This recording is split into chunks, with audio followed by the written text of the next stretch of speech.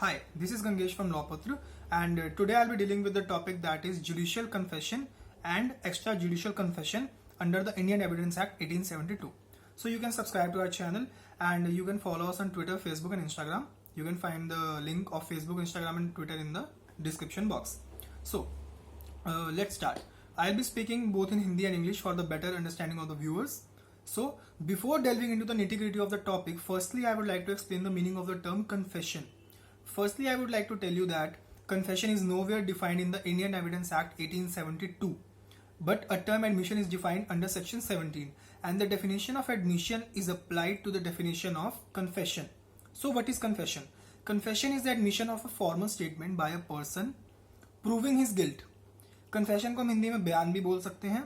इसका मतलब ये होता है कि मान लो मैंने कुछ क्राइम किया है तो मैं कोर्ट में जाता हूँ और मैं बता देता हूँ कि हाँ ये क्राइम मैंने किया है. मान लो कि मुझ पर मर्डर के चार्जेस हैं तो मैं कोर्ट में जाता हूँ और मैं बोल देता हूँ कि हाँ मैंने मर्डर किया है. उसको हम कन्फेशन मानेंगे. दैट इज बयान. हमने अपना स्वीकारात्मक बयान दिया, हमने स्वीकार कर लिया कि हाँ हमने ही ये क्राइम किया है. ठीक है. उसके बाद क्या है, एक केस लॉ है जिसके सहारे मैं आपको ये बताना चाहूंगा कि कितना स्ट्रॉन्ग एविडेंस है ये कन्फेशन. एक केस लॉ है state NCT of Delhi versus Navjot Sandhu. उस केस लॉ में क्या हेल्ड हुआ था कि it is a very reliable thing, क्योंकि कोई भी बंदा अपने खिलाफ स्टेटमेंट नहीं देगा जब तक उसके दिल से आवाज नहीं आएगी. Unless triggered by the conscience of the person he will not give such a statement which will put himself into problems. क्योंकि वो ये बताने जा रहे हैं कि हाँ उसने क्राइम किया है तो उसको जेल हो सकती है, लेकिन वो फिर भी बता रहा है. इसका मतलब कि वो अपने पूरे दिल से बता रहा है. तो इसका मतलब क्या है कि it is a very reliable evidence. अगर तुम जज साहब के आगे जाके सीधा बोल देते हो कि हमने ये किया है तो जज साहब सीधा मान लेते हैं. उनको शक नहीं होता है कि हाँ ये आदमी झूठ बोल रहा होगा अभी भी. ठीक है. उसके बाद दो टाइप के कन्फेशन होते हैं. There are two types of confession. One is judicial confession and the other is extra judicial confession. दोनों में फर्क क्या होता है मैं आपको वीडियो के थ्रू बताता रहूंगा. ठीक है. सबसे पहले आता है judicial confession. It is a statement made in the court of law during a legal proceeding to a lawful authority. इसका मतलब क्या है कि आप कोर्ट में गए, जज साहब ने आपसे कुछ पूछा, वो एक लॉफुल अथॉरिटी है, आपने उनको बता दिया कि देखो हाँ ये मैंने किया है, आपने उनको information they the. That is judicial confession.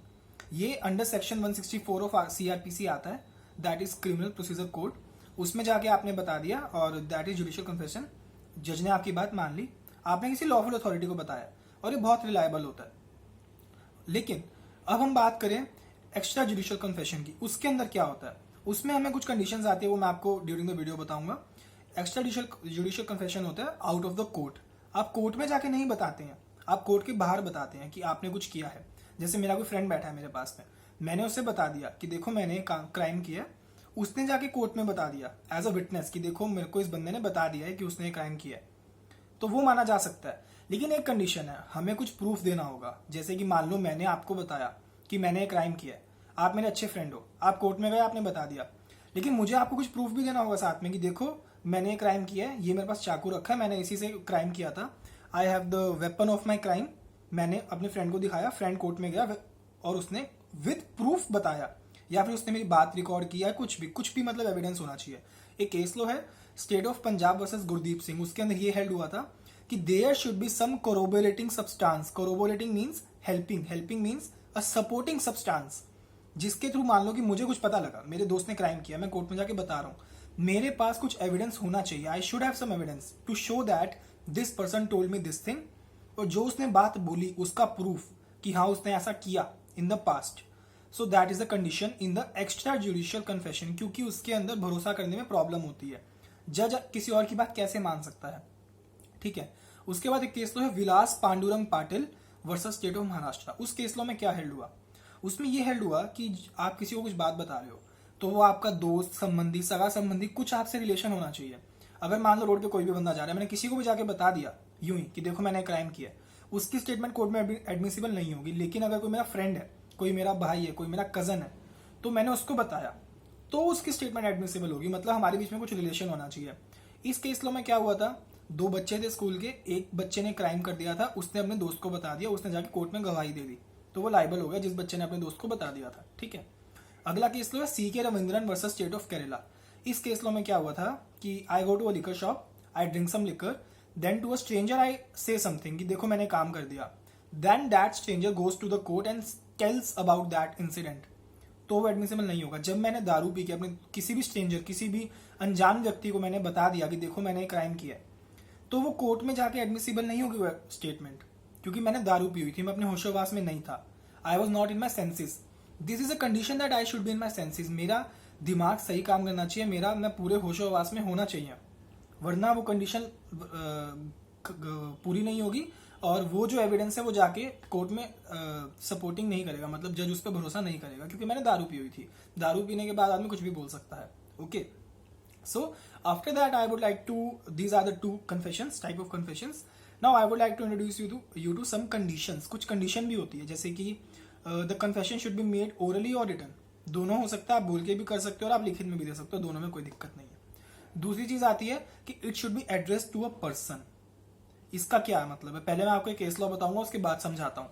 Case law क्या है, Pandu Khadia versus state of Odisha. उसमें क्या हुआ था कि I murdered my wife, then I went on to the streets and started shouting that see I murdered my wife, मैंने अपनी बीवी का कत्ल कर दिया, और मैं गलियों में जाके चिल्लाने लगा।